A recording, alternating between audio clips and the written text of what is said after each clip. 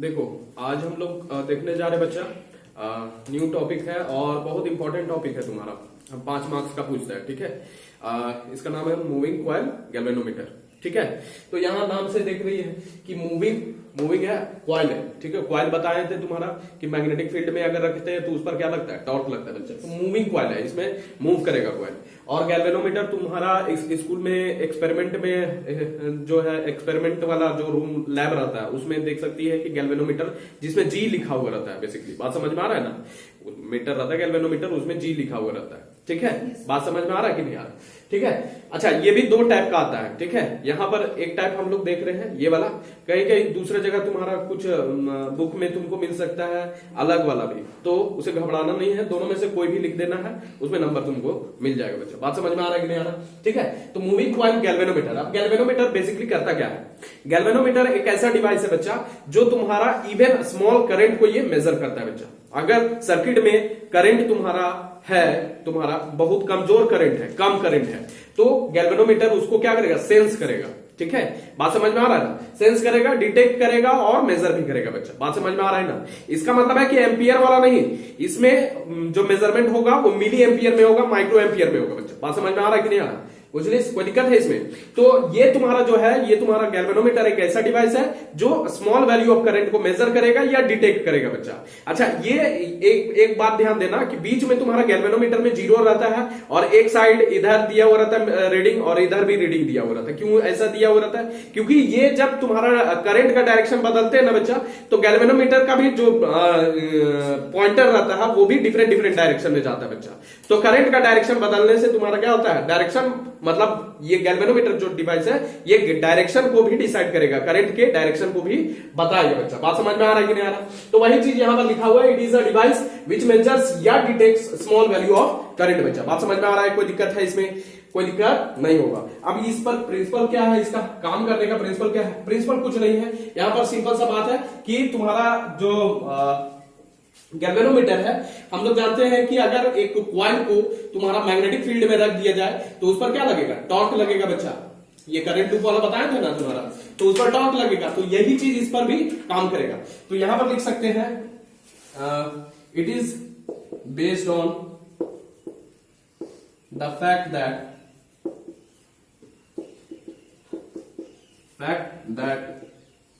when current carrying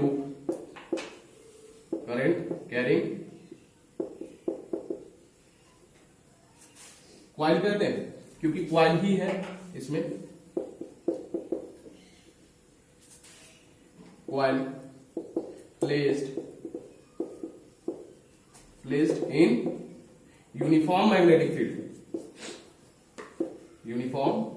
magnetic field it experiences torque बच्चा।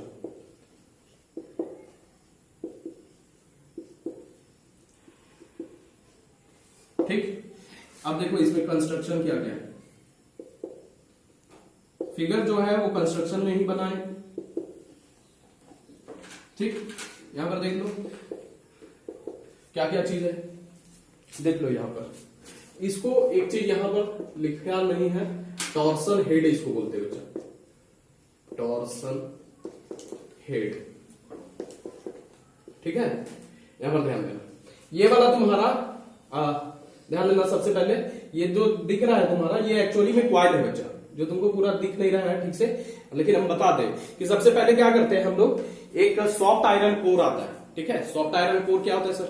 Soft iron core जो है ऐसा मटेरियल है जो बहुत इजीली मैग्नेटाइज हो जाता है और स्ट्रॉन्ग मैग्नेटिक फील्ड बनाता है बच्चा, ठीक है। अगर उसको मैग्नेटिक फील्ड में रख दिया जाए, ठीक है, करंट वाले इलेक्ट्रोमैग्नेट में ये सब पढ़ना था तुम्हारा कि सॉफ्ट आयरन कोर अगर रहता है बच्चा तो मैग्नेटाइज बहुत जल्दी होता है और स्ट्रांगली मैग्नेटाइज हो जाता है बेसिकली। बात समझ में आ रहा है? तो इसके अंदर सबसे पहले तुम्हारा बैठाया जाता है तुम्हारा क्या, सॉफ्ट आयरन कोर, उसके ऊपर नॉन मेटालिक केस बनाया जाता है बच्चा, ठीक है, रेक्टेंगल शेप का, रेक्टेंगुलर रहेगा तुम्हारा बच्चा। बात समझ में आ रहा है?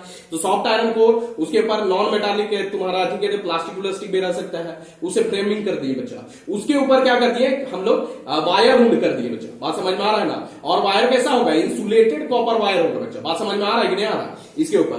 तो ये 3 चीज इस पर रहेगा बच्चा। तो ये बना हुआ है इसी तरह से। बात समझ में आ रहा है कि नहीं? यहां पर लगाया हुआ है इसी तरह से। बात समझ में आ रहा है कि नहीं आ रहा? कोई दिक्कत बोलो नहीं ना? अच्छा, यहां पर देखना ध्यान से, ये सब सारा चीज बता ही दे, ठीक है। ये देखो, ये 2 ठो तुम्हारा ये परमानेंट मैग्नेट का पोल है। और कैसा परमानेंट मैग्नेट है? ये सिलिंड्रिकल परमानेंट मैग्नेट है बच्चा। बात समझ में आ रहा है कि नहीं? ये नॉर्थ पोल हो गया, ये साउथ पोल हो गया, 2 पोल हो गया बच्चा। अच्छा, ये सिलिंड्रिकल ही क्यों लिए सर? क्योंकि इसका जो मैग्नेटिक फील्ड बनता है बच्चा, वो रेडियल बनता है, और रेडियल होना बहुत जरूरी है। रेडियल मैग्नेटिक फील्ड अगर नहीं बनेगा तो हमको चाहिए मैक्सिमम टॉर्क किस पर लगे बच्चा। बात समझ में आ रहा है ना? मैक्सिमम टॉर्क अगर चाहिए तो हमको रेडियल मैग्नेटिक फील्ड लेना होगा। अब ऐसा क्यों सर? मैक्सिमम टॉर्क थीटा हम बताए थे तुम्हारा 90 डिग्री होता है बच्चा, तभी मैक्सिमम टॉर्क लगेगा बच्चा। तो थीटा 90 डिग्री कब आएगा? इसका नॉर्मल लेंगे एक को, और तुम्हारा मैग्नेटिक फील्ड का डायरेक्शन, ये प्लेन जो बनेगा ये लूप का, इसका नॉर्मल निकालेगा और मैग्नेटिक फील्ड निकालेंगे बच्चा। तो रेडियल वाला तुम्हारा क्या होता है कि रेडियस जो होता है ये इसका हमेशा परपेंडिकुलर आएगा बच्चा। बात समझ में आ रहा है कि नहीं आ रहा? तो 90 डिग्री साइन 90 हो जाएगा, 1 हो जाएगा, तो टॉर्क क्या हो जाएगा? मैक्सिमम लगेगा बच्चा। बात समझ में आ रहा है कि नहीं आ रहा?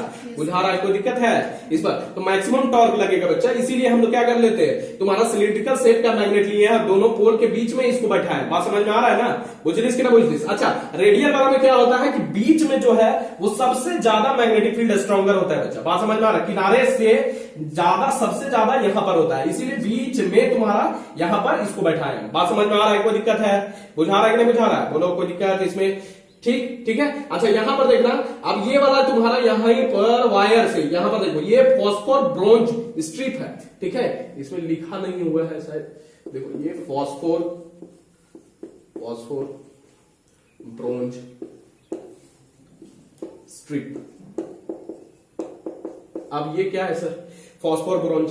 फॉस्फोर ब्रोंज तुम्हारा ऐसा मटेरियल है, वायर है, ठीक है, जिसका टेंसाइल स्ट्रेंथ ज्यादा होता है। टेंसाइल क्या है? टेंसाइल कहने का मतलब है उस पर अगर हेवी लोड पड़े बच्चा तो टूटे नहीं जल्दी। बात समझ में आ रहा है? तो उसका टेंसाइल स्ट्रेंथ ज्यादा होता है बच्चा। बात समझ में आ रहा है? और तुम्हारा टॉर्सनल कांस्टेंट आगे आएगा, तुम्हारा टॉर्सनल कांस्टेंट कम होता है। बात समझ में आ रहा है कि नहीं? बुझलिस के ना बुझलिस? यानी आराम से ट्विस्ट हो जाता है बच्चा। बात समझ में आ रहा है?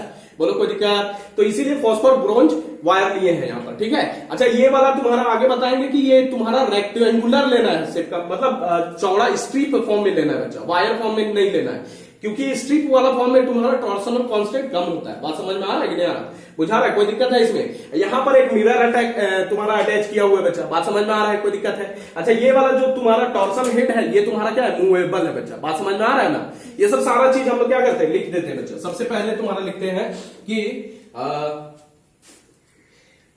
coil is suspended between the poles of cylindrical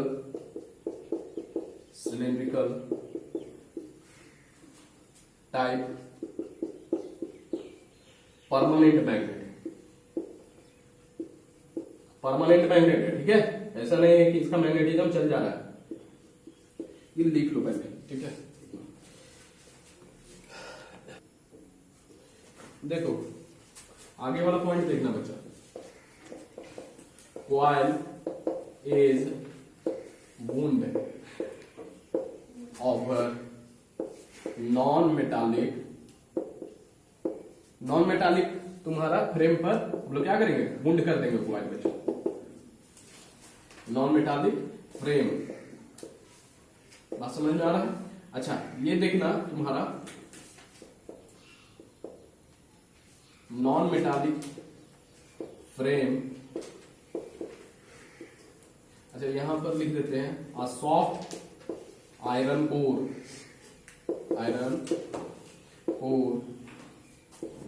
is placed within लिख देते हैं, within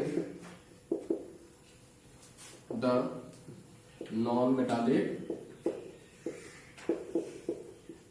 frame। Non metallic frame के अंदर हम लोग क्या करेंगे, सॉफ्ट आयरन कोर। अच्छा, इसका शेप क्या होता है? सिलिंड्रिकल शेप होगा बच्चा, ठीक है, जो सॉफ्ट आयरन कोर हम लोग लेंगे बच्चा। बात समझ में आ रहा है कि नहीं आ रहा? कोई दिक्कत इसमें नहीं होना चाहिए, ठीक है। अच्छा, यहां पर देखना, the coil is suspended bye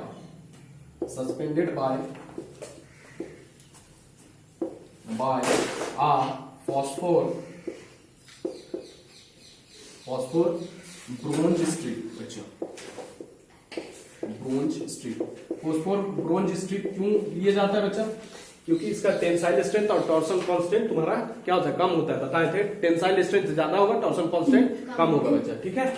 अच्छा, ये वाला जो है ये तुम्हारा करंट पास कराने में मदद करेगा बच्चा, विच allow the current to pass into coil। अच्छा, यहां पर ध्यान देना कि strip is also connected to movable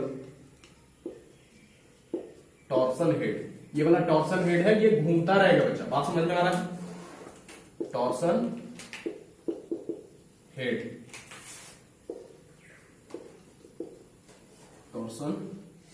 बच्चा। अच्छा, यहां पर देखना, स्ट्रिप फाइनली तुम्हारा किससे कनेक्टेड है? टर्मिनल T2 से बच्चा। बात समझ में आ रहा है? इसी में हम लोग करंट देना है ना हमको, तो इससे और इसमें तुम्हारा वायर जोड़ेंगे बाहर से। बात समझ में आ रहा है ना? अरे वो करंट बहाना है ना इसमें, इधर परमानेंट मैग्नेटिक फील्ड रहेगा, इसमें करंट हमको बहाना होगा, तभी तो तुम्हारा ये टॉर्क लगेगा इस पर, ठीक है। तो इस ये वाला टर्मिनल T1 और T2 में तुम्हारा क्या करेंगे? वायर बाहर से जोड़ेंगे। बात समझ में आ रहा है कि नहीं आ रहा? ठीक है। अच्छा, स्ट्रिप का मतलब ये मत समझना कि तुम्हारा स्ट्रिप है कोई, ब्रोंज स्ट्रिप है ये, ठीक है, phosphor bronze strip. Strip is finally connected to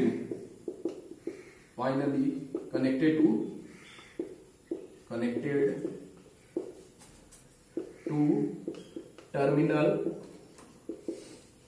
क्या? T2 से कनेक्टेड है बच्चा, ठीक है, कोई दिक्कत? अच्छा, यहां पर एक चीज देखना, ये एक मिरर लगा है बच्चा, ठीक है, ऐसा मिरर है, प्लेन मिरर, ठीक है। Plane mirror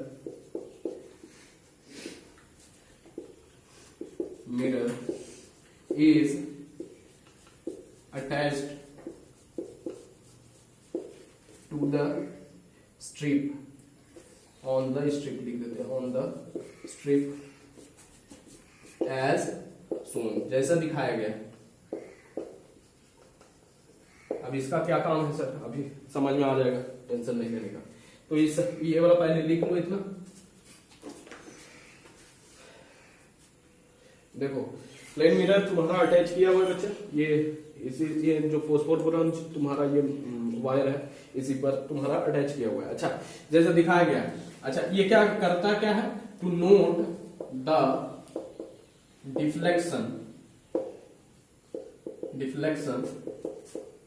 of coil using, क्या करेगा तुम्हारा ये मिरर? क्या करेगा भैया? ये डिफ्लेक्शन को तुम्हारा क्या करेगा? नोट करेगा, ठीक है बच्चा। अब किसका यूज करेगा? Lamp and scale arrangement. देखो यहां पर लगा हुआ है ना, लैंप इधर लगा हुआ है, लैंप एंड स्केल अरेंजमेंट से तुम्हारा क्या करेगा? डिफ्लेक्शन तुम्हारा क्या करेगा? नोट करेगा बच्चा।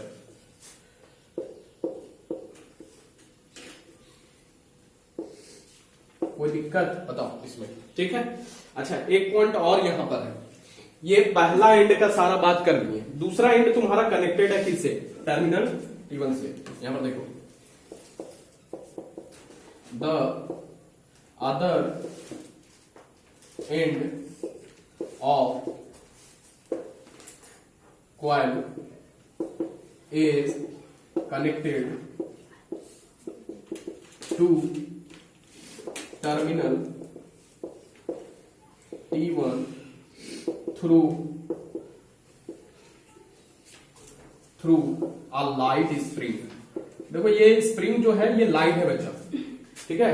बहुत हम जो टाइट वाला स्प्रिंग नहीं लिए, टाइट वाला स्प्रिंग लेंगे तो ये घूरदे नहीं करेगा, बात समझ में आ रहा है ना, इसीलिए लाइट स्प्रिंग लिए बच्चा। कोई दिक्कत बोलो, समझ में आ रहा है? इसको लिखो, ठीक है। उसके बाद थ्योरी हम लोग को देखना है इसका। चलो इसका थ्योरी देख लेते हैं बच्चा, ठीक है। थ्योरी में क्या लिखना है, कुछ नहीं, क्या करना है थ्योरी में, सबसे पहले मानिए क्या क्या माने हैं यहाँ पर। बी जो है कैसा फील्ड है, यूनिफॉर्म मैग्नेटिक फील्ड बच्चा।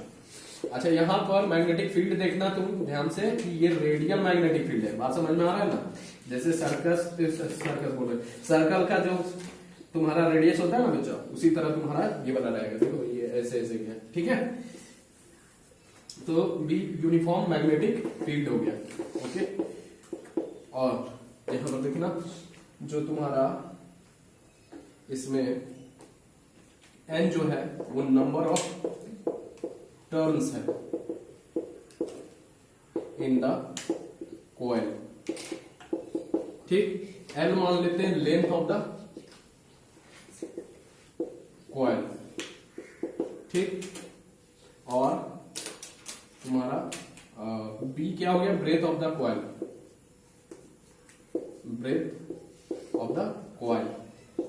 तब एरिया क्या हो जाएगा, एरिया हो जाएगा L into B, area of coil बच्चा। बात समझ में आ रहा है कि नहीं आ रहा, बोलो कोई दिक्कत। माना करंट आई फ्लो कर रहा है, करंट आई फ्लोइंग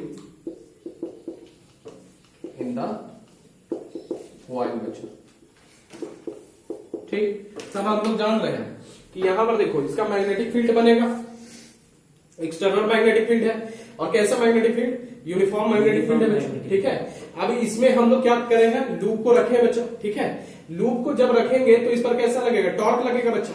और टॉर्क के कारण क्या होगा, ऐसे ऐसे मोशन होगा बच्चा, ठीक है। मतलब टॉर्क लगेगा तो ये तुम्हारा डिफ्लेक्ट करेगा, ऐसे ऐसे बच्चा। बात समझ में आ रहा है कि नहीं आ रहा, बुझा रहा है। मतलब मूविंग कॉइल गैल्वेनोमीटर बोल रहे हैं, इसका मतलब है कॉइल क्या करेगा, मूव करेगा, ऐसे ऐसे घूमते जाएगा बच्चा, टॉर्क लगेगा। तो बात समझ में आ रहा है कि नहीं, बुझा रहा है, कोई दिक्कत है इसमें। यहाँ पर देख सकता है कि कॉपी तुम्हारा इस तरह से सपोज करो इस तरह से लटकाया हुआ है, तो इस पर टॉर्क अगर ऐसे लग रहा है ऐसे ऐसे, तो घूमेगा कि नहीं घूमेगा, बात समझ में आ रहा है कि नहीं आ रहा, ठीक। वही चीज यहाँ पर क्या किए हैं, ये करंट आई जो है ये फ्लो कर रहा है तुम्हारा कॉइल में, ठीक है। और यहां पर ध्यान दो कि वही चीज लिखेंगे, now torque acting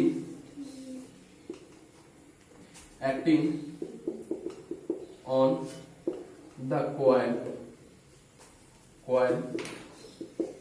when placed in field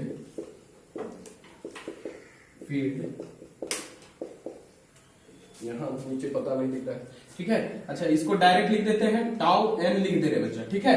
अच्छा यहां पर देखना है, ये तो हम लोग देखे ही थे, नियाब N I A B sine theta, ठीक है। इतना लिखो, थीटा किसके किसके बीच का एंगल था, यहीं पर लिख दे, यहाँ ऊपर, वेयर थीटा क्या हो जाएगा यहाँ पर 90 डिग्री हो जाएगा, ठीक है।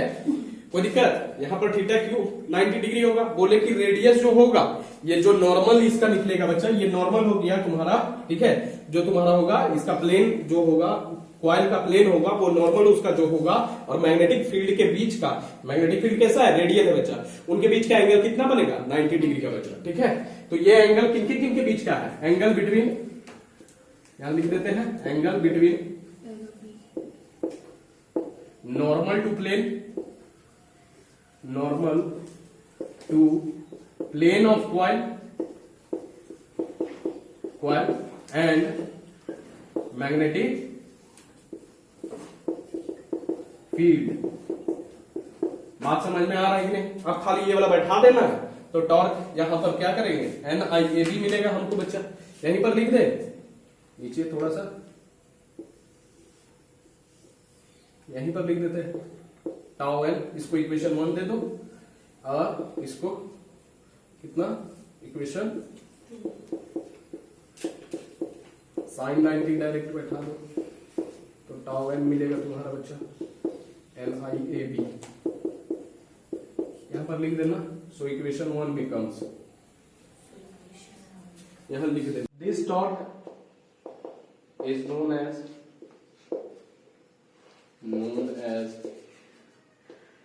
As deflecting torque. Deflecting torque बच्चा।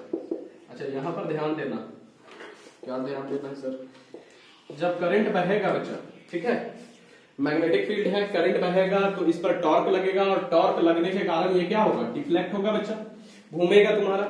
इस तरह से कॉइल बना हुआ है तो कॉइल क्या होगा, घूमेगा। बात समझ में आ रहा है कि नहीं आ रहा? कॉइल क्या होगा, घूमेगा बच्चा, यानी डिफ्लेक्ट होगा। तो जो टॉर्क का वैल्यू निकल रहा है वो इतना है बच्चा, ठीक है। थीटा तुम्हारा क्या हो जाता है, 90 डिग्री। तो इसको बोल रहे हैं हम लोग डिफ्लेक्टिंग टॉर्क। अब यहां पर ध्यान देना कि जैसे ही ये तुम्हारा क्या होगा, डिफ्लेक्ट होगा, तो वायर जो यहां पर फॉस्फोर ब्रोंज वाला लगा हुआ है बच्चा, ये क्या होगा, ट्विस्ट होगा। बात समझ में आ रहा है कि नहीं? ऐसे घूमेगा, मुड़ेगा कि नहीं मुड़ेगा, ऐसे घूमेगा ना। बात समझ में आ रहा है कि नहीं? जब ये घूमेगा बच्चा तो सुनो ध्यान से कि हम बताए थे तुमको, याद करो, रीस्टोरिंग फोर्स वाला स्प्रिंग को अगर खींचता है तो उसके अंदर तुम्हारा क्या होता है, जैसे ही तुम इधर एक्सटर्नल फोर्स लगा रहा है, लेकिन उसके अंदर अपोजिट डायरेक्शन में तुम्हारा क्या लगता है, रीस्टोरिंग फोर्स डेवलप हो जाता है बच्चा। बात समझ में आ रहा है कि नहीं आ रहा? Restoring force. सिमिलरली यहां पर भी क्या हो रहा है कि सिंस ये घूम रहा है बच्चा, तो टॉर्क तो तुम्हारा लग रहा है इसको डिफ्लेक्ट करा रहा है, ठीक है, ये डिफ्लेक्ट हुआ, घूम रहा है, लेकिन वायर जो है, वायर के अंदर रीस्टोरिंग टॉर्क तुम्हारा क्या होगा, डेवलप होगा बच्चा। बात समझ में आ रहा है कि नहीं आ रहा? तो वही चीज यहां पर क्या करना है, लिखना है बच्चा, as the coil deflects the wire, या बोल दो फॉस्फोर, स्ट्रिप लिखते direct, strip is twisted due to विच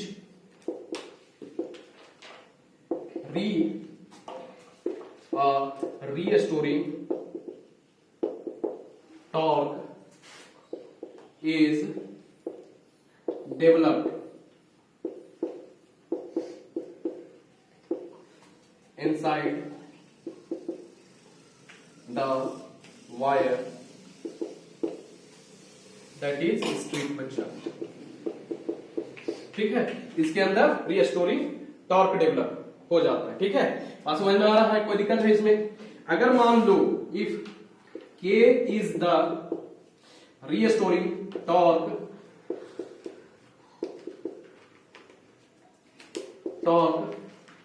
पर यूनिट ट्विस्ट, इकाई ट्विस्ट में क्या है, रीस्टोरिंग टॉर्क K के बराबर है बच्चा, ठीक है।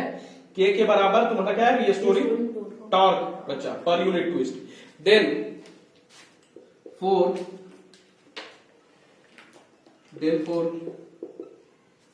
deflection alpha,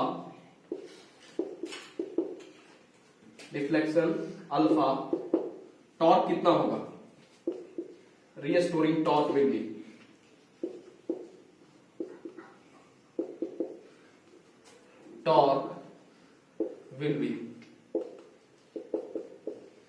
कितना होने वाला है? देखो यहां पर तुम्हारा इकाई ट्विस्ट के लिए तुम्हारा कितना है, रीस्टोरिंग टॉर्क K है बच्चा। तो अल्फा जब डिफ्लेक्ट करेगा बच्चा तो K इंटू अल्फा हो जाएगा, टोटल रीस्टोरिंग टॉर्क होगा कि नहीं? अरे यूनिट डिफ्लेक्शन के लिए तुम्हारा कितना है, रीस्टोरिंग टॉर्क K है बच्चा, ठीक है। तो पूरा तुम्हारा अल्फा डिफ्लेक्शन जब होगा तो K इंटू अल्फा होगा कि नहीं होगा? और इसको मान लिया हम लोग T टाउ डैश एन, और इसको K अल्फा लिख दिया बच्चा। कोई दिक्कत है बताओ? ये तीसरा इक्वेशन हम लोग कहते हैं, बोलो कोई दिक्कत है बताओ? नहीं ना? अब देखो ध्यान से, ठीक, ये घूमता जा रहा है, तुम्हारा करंट बह रहा है, ये घूमता जा रहा है बच्चा, ऐसे घूमते जा रहा है, लेकिन क्या हमेशा घूमते रहेगा? नहीं, ये हमेशा नहीं घूमेगा। कब नहीं घूमेगा, कब रुक जाएगा? ये रुकेगा तब जब तुम्हारा रीस्टोरिंग टॉर्क और जो तुम्हारा इसका जो अपना टॉर्क है, जो जिसके कारण ये डिफ्लेक्ट हो रहा है बच्चा, दोनों जब बराबर हो जाएगा तो ये वाला जो लूप है ये आप घूमना बंद कर देगा बच्चा। बात समझ में आ रहा है कि नहीं आ रहा है? तो इक्विलिब्रियम कंडीशन में क्या होगा कि घूम रहा है, घूमते जा रहा है, और जब रीस्टोरिंग जैसे जैसे घूमेगा तो रीस्टोरिंग टॉर्क भी तुम्हारा क्या होगा, इसके अंदर तुम्हारा बढ़ते जाएगा, वायर के अंदर बच्चा। बात समझ में आ रहा है ना? तो रीस्टोरिंग टॉर्क और ये इसका वाला लूप वाला जो टॉर्क है बच्चा, वो दोनों डिफ्लेक्टिंग टॉर्क और रीस्टोरिंग टॉर्क जब बराबर हो जाएगा तो तुम्हारा लूप घूमना बंद कर देगा बच्चा। बात समझ में आ रहा है कि नहीं आ रहा? तो इन इक्विलिब्रियम कंडीशन यहां पर लिख देना है तुम्हारा, इधर जगह नहीं है, ठीक है, यहां पर लिख देते हैं in equilibrium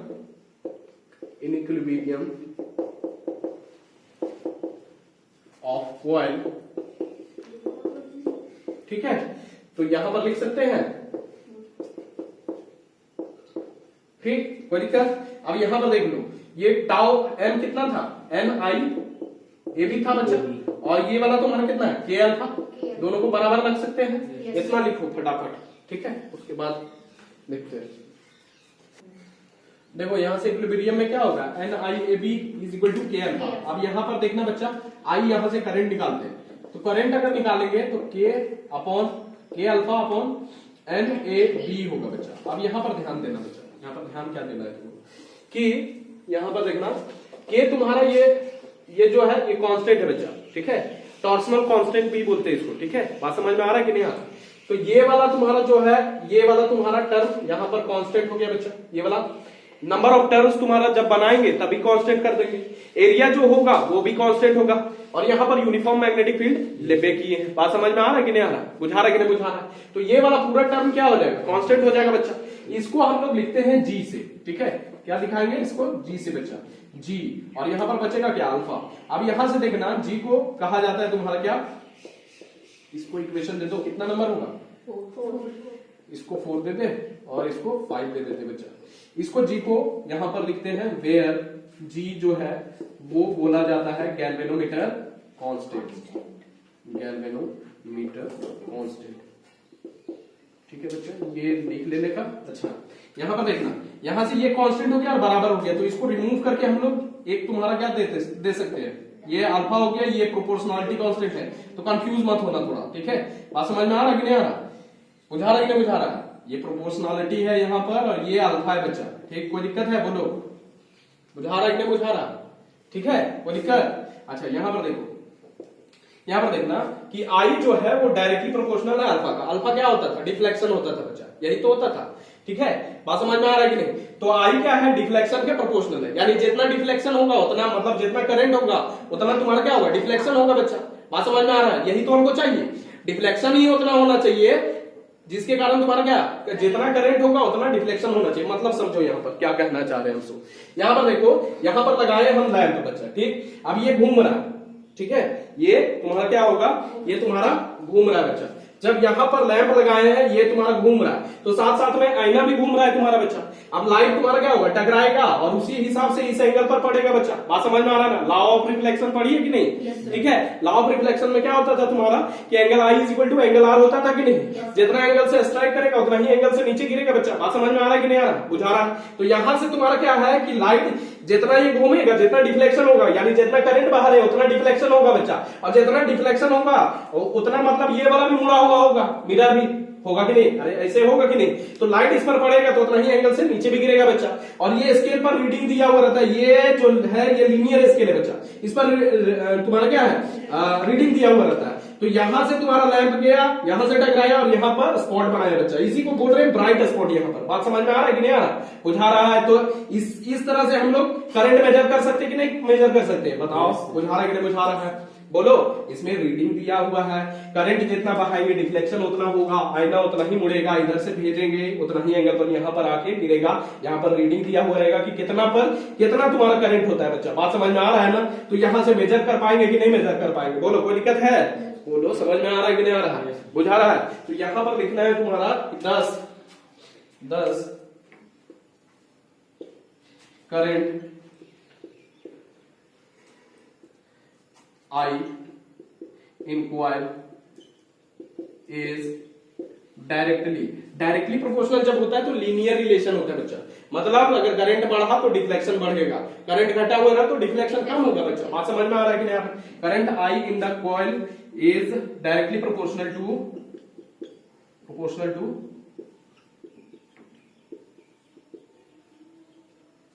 to deflection in the coil, ठीक है। Hence linear scale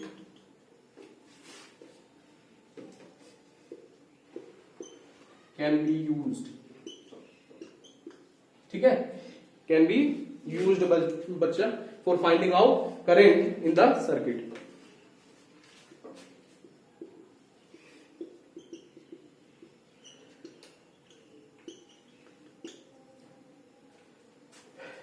current in the circuit बच्चा।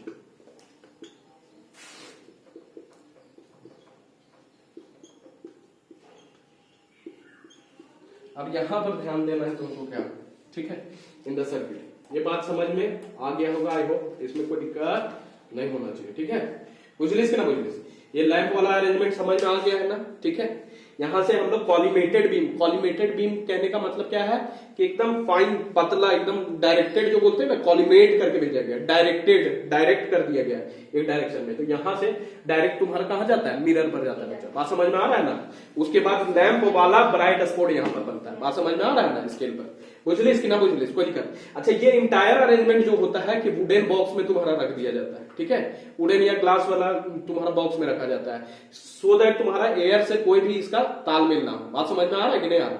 कोई दिक्कत है? अच्छा, इस तरह का तुम्हारा जो ये मूविंग कॉइल गैल्वेनोमीटर है, इसको बोलते हैं डी, लिख देते हैं, आसनवल मूविंग कॉइल गैल्वेनोमीटर, या डायरेक्ट लिख दो गैल्वेनोमीटर। और एक तो यूज होता है तुम्हारा वेटसन टाइप, ठीक है। बुझलिस? एक ये वाला हो गया तुम्हारा डी आर्सनवल गैल्वेनोमीटर, और एक तुम्हारा वेटसन टाइप गैल्वेनोमीटर बच्चा। बात समझ में आ रहा है? उसमें तुम्हारा क्या रहता है, कुछ नहीं रहता है। यहां पर बना दे, देखो ये वाला तुम्हारा इस तरह से स्केल रहेगा, और यहां पर कॉइल रहेगा इसी तरह से, यहां पॉइंटर रहेगा, और ये ऐसे ऐसे तुम्हारा कॉइल जब घूमेगा तो इसके साथ पॉइंटर के साथ साथ ये वाला भी कॉइल घूमेगा तो पॉइंटर भी घूमेगा बच्चा। बात समझ में आ रहा है कि नहीं आ रहा है? और यहां पर तुम्हारा उसी तरह से नॉर्थ पोल और साउथ पोल होगा, ये कॉन्केव शेप का, ये देखो इस तरह से रहेगा। तो इसी तरह से वेटसन वाला ये वाला होगा बच्चा। बात समझ में आ रहा है कि नहीं आ रहा? कोई दिक्कत है इसमें? बोलो, नहीं ना? बुझा रहा है कि नहीं बुझा रहा? अब देखो करंट सेंसिटिव